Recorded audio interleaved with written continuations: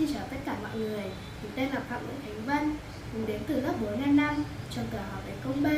Mình rất là vui khi đến với chương trình Trạng Nguyên Nhí 2022. Với tài năng của mình là vẽ thì mình mong rằng tất cả các bạn sẽ luôn ủng hộ mình và để cho mình ra thật nhiều bức tranh thật ý nghĩa và sắc màu. Như bức tranh gấu này, mình đã từng thi bức tranh gấu này với chủ đề là bảo vệ loài gấu do tổ chức bảo vệ gấu tổ chức. Mong rằng tất cả các bạn sẽ luôn theo dõi mình nhé. Chào tạm biệt và hẹn gặp lại Trạng Nguyên Nhí 2022.